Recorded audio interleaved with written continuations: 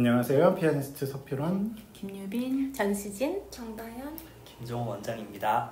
네, 안녕하세요.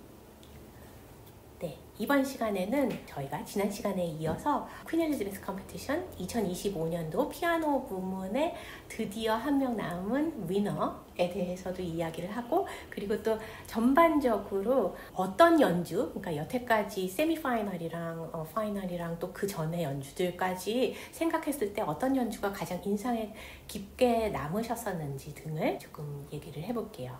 네, 프로코피에프 2번을 저희가 이제 남은 연주자를 이야기해 볼 수 있을 것 같은데요. 선생님, 프로코피에프 2번은 어떤 곡인가요? 프로코피에프 2번이 워낙에 퀸 엘리자베스 콩쿠르에서 상위 입상하는 분들이 자주 연주하는 곡인데, 예를 들면 2003년에 에커슈타인이나 이번에 심사위원이기도 했던 안나 베니츠카야 같은 분들이 프로코피에프 2번을 쳐서 우승을 하셨었는데요. 워낙에 또 곡이 복잡하고 또 1악장에 긴 카덴자도 있어서 굉장히 피아니스트로서 부담이 되는 곡인 것 같아요. 아까 김종원 원장님께서 프로코피에프 2번은 3번에 비해서 어떻다라고 운동하는 거에 비유를 해주셨었는데, 이 곡은 친구의 죽음을 계기로 프로코피에프가 충격을 받아 작곡한 곡인데요. 원래는 처음에 작곡했을 때 너무 어렵고 곡이 난잡해서 평가가 좋지 않았다고 해요. 그리고 러시아 혁명기에 이 원보가 소실이 되어서 프로코피에프가 좀 더 원숙한 나이에 다시 리비전을 해서 좀 더 완성도를 높여서 완성된 버전으로 요즘에 연주가 되고 있는 것으로 알려져 있고요. 이 곡이 또 재미있는 점은 프로코피에프 본인이 피아노를 굉장히 잘 쳤는데, 내가 이거 몇 시간씩 연습을 해도 이 곡을 완성도 높게 연주를 못하겠다. 본인이 이렇게 그 자존심 강하고 거만한 프로코피에프가 본인이 그렇게 얘기했을 정도로 난곡입니다. 보통 프로코피에프라고 하면은 굉장히 퍼쿠셔니스틱한 그런 성격을 많이 띈다고들 하는데, 2번 같은 경우에는 그런 성격이 전혀 없지 않지만 거기에 굉장히 선율적으로도 흘러가는 거가 있고 굉장히 다크한 그런 느낌이 있어서 듣는 사람들도 사실은 굉장히 기도 하고 심리적으로도 굉장히 힘들기도 하지만, 연주자로서는 선생님 아까 말씀하셨던 것처럼 근육 운동할 때 아주 극한의 가장 높은 그런 웨이트를 드는데, 그거를 한 번만 드는 게 아니라 100번 끝까지 들어야지 되는 그런 느낌의 테크닉적인 어려움을 가지고 있는 그런 곡이기도 하죠. 프로코피에프 2번을 연주한 분이 한 분밖에 안 계셨었는데 또 1위를 하게 되신 것 같아요.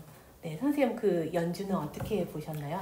사실 전수진 선생님께서 말씀해 주신 대로 프로코피에프 2번 협주곡이 3번 협주곡에 비해서는 좀 타악기적인 면이 좀 덜하다고 말씀해 주셨잖아요. 그래서 더 어려운 피아노 협주곡 중에 하나인 것 같아요. 그래서 굉장히 제가 딱 들었을 때 이분이 그 1악장의 메인 선율을 하실 때 음색이 뭔가 굉장히 초월한 듯한 그런 느낌이 들었어요. 그래서 와, 이런 소리를 프로코피에프 2번 협주곡에서 들을 수 있구나 이러면서 되게 신기하면서 들었고요. 그리고 가지고 있는 음색 자체가 굉장히 흡입력이 높았다고 저는 생각이 들더라고요. 네, 맞아요. 그래서 정말 눈을 뗄 수 없는 그런 연주를 보여주셨던 것 같고, 해석도 되게 어려운 곡이었지만 자기만의 색깔로 되게 잘 표현해 주신 것 같다는 생각이 들었습니다. 네, 이게 처음에 오프닝이 굉장히 조용하게 시작을 하는 그런 곡인데, 점점 이렇게 수채화에 물감이 풀리듯이 이렇게 컬러가 점점 쌓여가는 그런 느낌을 아주 선명하게 잘 표현을 해주신 그런 연주라고 저는 생각을 했었어요. 그래서 사실 대충 들었을 때는 제가 사실 이렇게 집중해서 볼 시간은 잘 없었어서 사실 틀어놓고 딴 일을 뭐 청소를 하거나 이런 적도 있었는데, 정말 그렇게 들었을 때는 솔직히 좀 오케스트라랑 안 맞는 그런 면도 조금 보였고, 굉장히 심한 미스터치도 있었고, 그래서 솔직히 별로 좋은 결과를 기대하지 않았는데, 그래서 1등을 했다는 그 소식을 듣고 다시 들어보니까 정말 정다현 선생님 말씀하신 것처럼 정말 그 톤의 특별함이 있었던 것 같아요. 그래서 정말 이 콩쿠르의 실수에 크게 연연하지 않는 정말 톤 컬러를 중요시하는 콩쿠르라는 걸 다시 한번 느꼈던 것 같습니다. 네, 이 니콜라 미우센의 세미파이널 연주 때 단테 소나타를 연주했었는데 그때도 저희가 모여서 정말 대단했었다고 굉장히 좋은 평을 했었던 기억이 있어요. 특히 기억에 남는 부분이 그 중간에 그 F샵 메이저로 이렇게 느리게 그렇게 되게 고요한 그런 시간이 멈춘 것 같은 그런 표현을 굉장히 잘하는 것 같아요. 네, 그때도 그 부분도 느린데 굉장히 앞으로 뭔가가 발전이 되고 있는 그 느낌이 어떻게 이게 같이 공존이 되는지 너무 신기할 정도로 연주했던 것 같아요. 어릴 때 레슨 받을 때 선생님이 쉼표도 연주를 하는 거다 이런 말씀하셨는데 네. 정말 이런 힌데빈켈 연주를 들을 때 특히 모차르트 협주곡 2악장에서 그런 걸 많이 느꼈는데 네. 정말 그 공백이나 어떤 그 아무 연주를 소리를 내지 않는 그 텀도 굉장히 듣는 사람의 긴장을 더 이끌어내면서 연주를 진행을 하더라고요. 그래서 이분 그 단테 소나타도 마찬가지고 프로코피에프 2번도 마찬가지고 되게 신기했던 점이 이제 1등 니콜라랑 그 4등 입상한 힌네빈켈이 같은 선생님을 사사하고 있잖아요. 현재. 근데 그런 성격이 힌네빈켈한테도 있었던 것 같아요. 그런 특별한 순간을 만들어내는 그런. 맞아요. 밸리 브루농이 아마 세미파이널 때 프로코피에프 8번 소나타 치지 않았었나요? 그때도 굉장히 수채화 같이 이렇게 컬러가 잘 느껴지면서, 그러니까 모든 레이어의 컬러가 잘 느껴지면서 공간감이 느껴졌었는데, 이 선생님이 티칭이 그러신 건지 아니면 그런 사람들만 받으시는 건지 모르겠는데 한번 그 선생님도 아크네잡스 1등 출신이시더라고요. 프랭크 브랄리. 그래서 한번 그 선생님 연주도 한번 들어봐야겠다는 생각이 드네요. 세 분 다 머리 스타일이 화가를 연상시키시는데 팝 아저씨 정말 색깔 다채로운 색깔감을 정말 여러 가지 곡으로 표현을 잘 해주셨었죠. 힌네빈켈은 색채감이 정말 대단했던 것 같고 힌네빈켈의 페이버릿 연주가 저는 개인적으로 라벨 곡이었어요. 라벨이요. 정말 그 투명한 수채화 물감이 손에서 펼쳐지는 1차 때 연주한 불의 유해. 불의 유해. 세미에서 연주했던 판타지도 또 굉장했죠. 그 판타지 저는 보통 사람들이 하지 않는 그런 타이밍을 하는데 너무나 이렇게 이해가 가면서 그랬던 것 같아요. 그래서 저는 이 그 프랑크 브랄리 선생님의 제자들의 특징이라면 이번 콩쿠르에서 1위, 3위, 4위를 차지했는데 로리엣이 됐던 그 미랄벨 카젠제리 이 친구도 그 선생님 같은 선생님 제자거든요. 그 4명이나 사실은 샤펠에서 계시는 퀸즈리스 샤펠에 계시는 선생님인데 4명이 그쪽 선생님의 가장 아마도 아끼는 제자 아닐까 싶어요. 근데 같이 이렇게 성격이 비슷한, 그러니까는 굉장히 음악적인 타이밍이나 컬러나 이런 거에 있어서 어떻게 생각하면 굉장히 여유가 있지 않으면 들어주기 힘든 그런 성격을 가졌다. 그리고 시간적인 것도 굉장히 다르게 이거를 터치 자체도 그렇게 하기 때문에 이런 컬러가 나오지 않을까라는 생각을 한 반면에 미스가 그렇게 중요하지 않구나, 이 사람들은. 그것도 굉장히 특징적이었던 것 같아요. 깜짝 이렇게 입상할 줄 알았는데 못 받은 참가자들과 비교해서 얘기를 하자면 정말 그 빈틈없이 나무랄 데 없이 미스 없이 완벽한 연주보다 작품성 자체를 더 부각하는 좋은 참신한 해석과 새로운 감동을 주는 연주가 오히려 결과가 더 좋았어요. 그랬던 것 같아요. 콩쿨마다 근데 조금씩 다른 것 같아요. 그러니까 떨어진 친구들이 또 올라가서 입상하는 경우도 있고 지금처럼 또 참신한 이렇게 해석했을 때 또 입상하는 그런 콩쿨도 나뉘는 것 같아요. 그 포커스 자체가 이 콩쿨에서는 굉장히 컬러풀하고 어쨌든 프랑스에서 나온 벨gium이라는 나라가 프랑스 옆에도 있고 그리고 굉장히 색채감을 중요시하는 그쪽의 언어를 쓰기도 하고 그렇기 때문에 그런지 어떻게 보면 동양인보다 유럽인들이 이 콩쿠르에서 선전하는 게 우연이 아닌 게 되는. 그 생각해 보면은 1위 입상자 중에 동양인이었던 적이 있었나요? 없었던 거 같아요. 피아노로는 없었죠. 네. 다른 모든 악기는 우리나라 사람들도 굉장히 많이 있었고. 피아노는 없었어요. 전 대회 3등이 무카와 게이고라는 분이 일본 분. 예, 그분이 이제 프로코피에프 2번을 치고 그 로레아트 콘서트에서 하셨어요. 네, 이 콩쿠르의 또 특이한 점은 6위까지의 입상자가 있고 그 다음에 12분의 파이널리스트들 중에서 6위 입상자 말고 이제 6분의 로레아트가 되신 분들이 계시는데 그분들을 굉장히 우대를 해주시면서 콘서트를 끊임없이 이렇게 연결을 시켜주시고 연주를 시켜주시는 그런 거가 있는 것 같아요. 그래서 뭐 안트베르프나 아니면 뭐 겐트 이렇게 여러 벨지움 안에 있는 여러 소도시들을 모두 다니면서 로레아트들이 다 연주를 할 수 있게 그런 연주 기회를 주는 거예요. 그래서 6월 내내 거의 연주를 벨지움 전체가 축제라고 할 수 있을 정도로 그렇게 하고 또 이 클로징 콘서트가 6월 11일 날 있는데 이 클로징 콘서트를 클로징 콘서트에서 연주하는 오케스트라는 브뤼셀 오케스트라가 아니라 안트베르프 오케스트라더라고요. 그래서 한 나라에서 굉장히 지역적으로도 뭐 크지 않지만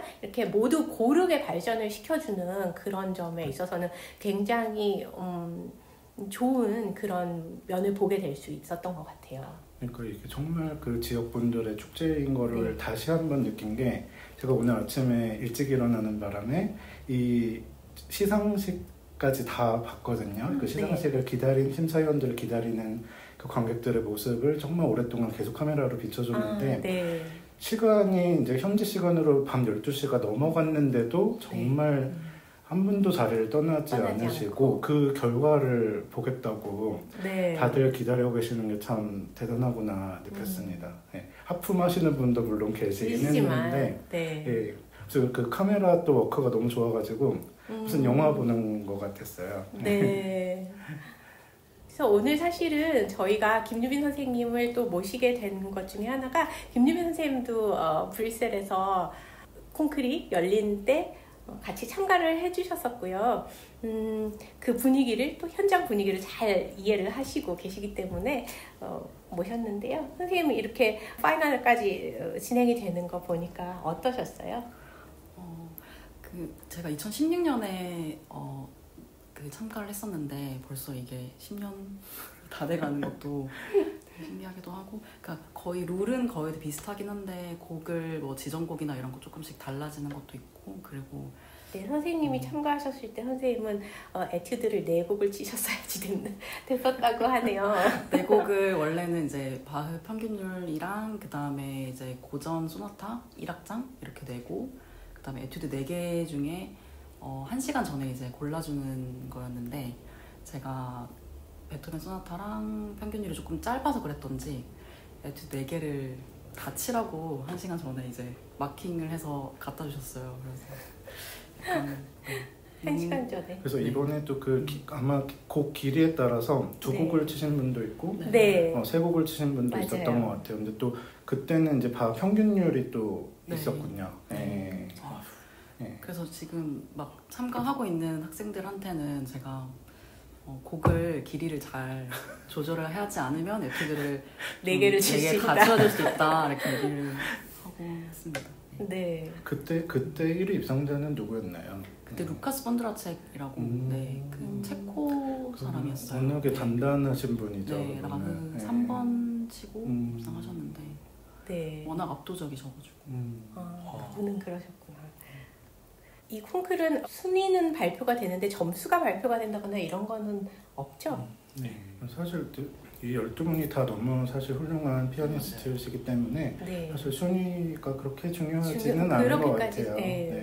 그리고 이 컴피티션에 올라간다는, 그러니까 파이널 60명에 올라가는 것 자체가 굉장히 대단한 일이고, 그 준비가 웬만큼 돼서는 가지 못하는 그런 컴피티션이기 때문에 굉장히 다들 대단한 분들이었고, 간혹 가다가 이제 그런 말씀들을 하시는 분들이 계시죠. 이제 뭐 콩쿨의 뭐 심사위원 제자다, 뭐 이래서 됐다, 뭐 이런 얘기들도 있을 수 있는데 얼마든지 뭐 그런 게 반영이 될 수도 있고 안 될 수도 있고, 그렇지만 제가 봤을 때는 저의 주관적인 테이스트로는 이번에 이런 순위가 나왔던 거가 굉장히 퀘스천할 그런 일은 아니었다라고, 제가 그냥 은근히 마음속으로 좋아하고 있던 사람들이 다 순위에 어느 정도는 들어왔다고 생각을 해서 그렇게 말씀을 드린 건지는 모르겠지만, 네, 어느 정도 페어하지 않았나.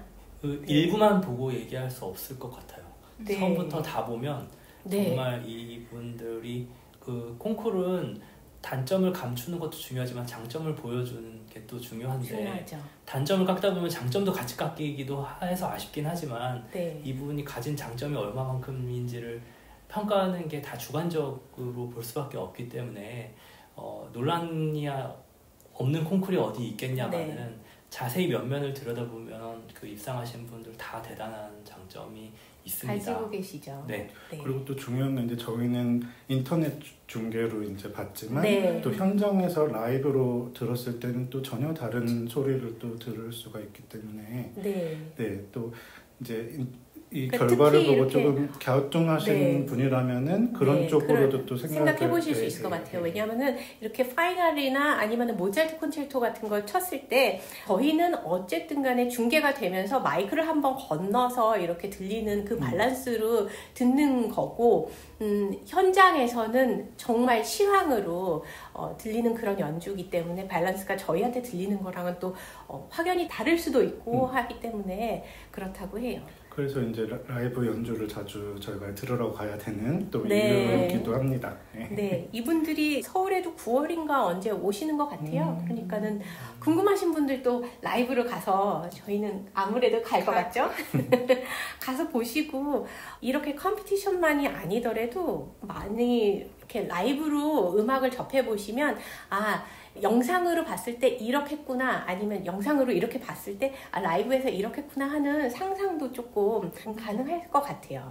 네, 그러면 선생님들 이렇게 한 달이 넘도록 진행이 되었던 퀸 엘리자베스 컴피티션, 저희 다 함께 굉장히 행복한 시간이었는데 어떠셨어요? 처음으로 이렇게 콩쿨을 1차에서부터 다 지켜봤는데요. 굉장히 공부가 많이 된 것 같아요.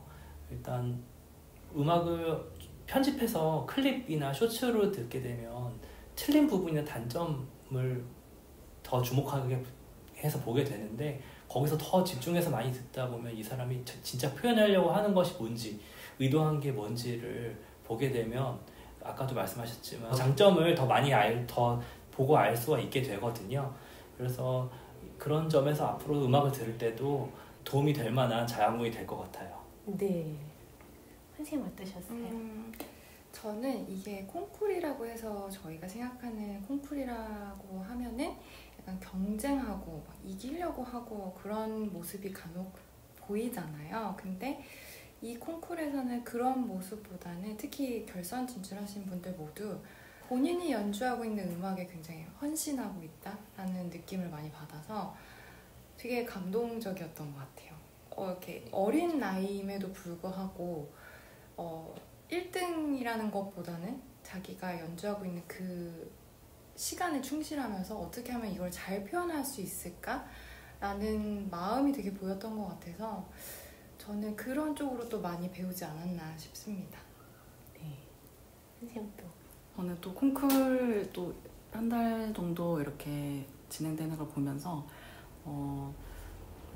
분명히 다 잘 치겠지만 또 자기만의 색깔을 가지는 것, 그것도 되게 굉장히 중요하다고 생각이 들었고, 그리고 콩쿨을 이제 어릴 때 하다가 지금은 또 이제 학생들 가르치고 하는 입장에서 또 어떻게 가르치면은 또 이렇게 좋은 피아니스트들이 될까, 이런 공부도 많이 됐던 것 같고, 저도 공부를 많이 하게 된 것 같아요. 네. 네, 그래서 저는 이 6위까지 입상자, 그리고 12명의 파이널리스트, 또 24명의 세미파이널리스트, 또 60명의 참가자들이 순위를 보고 여러분들이 더 관심을 가지기보다는 각자가 찾을 수 있는 그 매력이 또 다 있었던 것 같아요. 그래서 너무 이 순위를 보고 연주자를 콩쿠르 순위를 보고 연주자를 찾아서 들으시기보다는 이렇게 다양한 참가자를 들을 수 있는 콩쿠르이 열렸을 때 여러분들이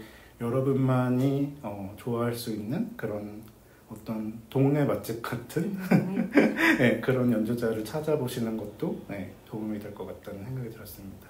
네, 그리고 이렇게 콩쿠르를 보면서 60명 이렇게 많은 참가자들을 보니까 우리가 항상 접하는 그런 레퍼토어가 아니라 굉장히 다양한 레퍼토어를 접할 수 있었던 것도 저희 모두에게 큰 배움이 가르침이 되었었던 것 같아요. 그래서 여러분들도 그냥 누가 유명하대, 누가 1등이래, 뭐 이런 걸로 굉장히 그게 가장 우리를 끄는 그런 부분이기는 하지만 이런 곡들도 있었네라는 그런 신선함? 그러니까 그런 거는 굉장히 프레시하니까요. 그래서 그런 것들도 좀 찾아보시고 또 이런 연주가 왜 나를 굉장히 감동을 시키는 것 같아. 그러니까 굉장히 주관적인 거기 때문에 아무리 1등을 해도 나는 이 테이스트는 아니야 라는 거를 말씀하실 수 있을 정도로 본인의 테이스트를 조금 더 잘 이렇게 찾아가는 것도 참 도움이 되는 것 같아요. 그래서 모두들 이렇게 클래식 음악에, 클래식 피아노 음악에 다양한 연주들도 있고 다양한 곡들도 있다는 거를 좀 알아가시면서 더욱 많이들 즐거워하셨으면 좋아해 주셨으면 참 좋겠다는 마음으로 저희가 이 영상을 마치겠습니다. 네, 모두들 준비하시느라고 애써주셔서 감사하고요. 네, 그러면은 또 다음 시간에는 또 다른 또 즐거운 콘텐츠를 찾아서 여러분들 찾아뵙겠습니다. 네, 안녕히 계세요.